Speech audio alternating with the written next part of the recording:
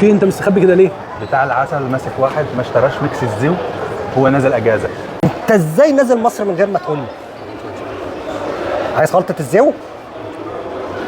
طب ماشي، عندك مشاكل ضغط قلب، ادويه كورتيزون، حاله حمل ورضاعه؟ انا اسف معلش، انت ما بتحملش ولا بترضع. طيب انا هعمل لك خلطه تاخد منها معلقه الصبح ومعلقه قبل الماتش ب3 ساعات على معده فاضيه، هتخليك زيو. العسل اليمني هنحط نوعين. بسم الله. تاني نوع عسل سدر بس سبيشال شويه، برضو هنحط منه ربع كيلو. لسه حلو قوي كده. خلطة الباور 4 حاجات رئيسية. أول حاجة وأهم حاجة غذاء ملكات النحل.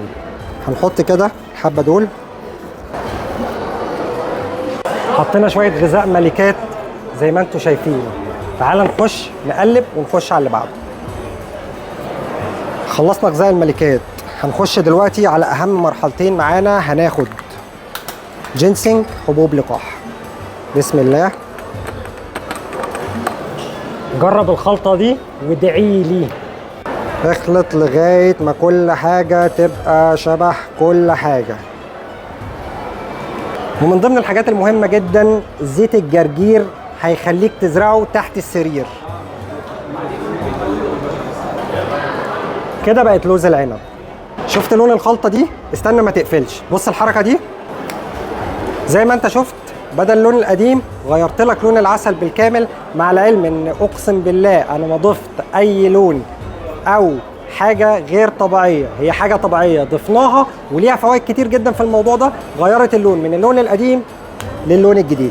قبل ما نقفل الفيديو بتاعنا، في حاجه انتوا عملتوا لي فيها منشن في الكومنتات كتير جدا، الا وهي الفيديو بتاع الاكيلانس. الصفحه دي او الصفحه الرسميه ليهم، بصراحه الناس دي بتعمل مجهود محترم جدا يشكروا عليه. حاولوا يأدوا دور كبير في الموضوع دوت، وفي نفس الوقت الموضوع فيه احداث كتير جدا. انتوا بما انكم عملتوا لي منشن في الكومنتات، فانا محتاج ان انا راجع المصادر بتاعتي، المراجع العلميه، قبل ما ارد على اي حاجه واقول احنا صح ولا غلط، مين معاه حق مين معهوش حق. اهم حاجه لازم نعرفها دلوقتي ان كل الشكر والاحترام والتقدير للفريق القائم على الاكيلانس، كل الشكر والاحترام والتقدير لكل القائم على صناعه قطاع العسل بالكامل. الناس دي بتتعب جدا يا جماعه، وبتحاول كل واحد يؤدي دوره باسلوب مميز وباقصى حاجه يقدروا يعملوها. اذا فتره صغيره بس، اول ما اوصل او اخلص اللي انا بعمله هتلاقيني بنزل لك فيديو في الوقت المناسب.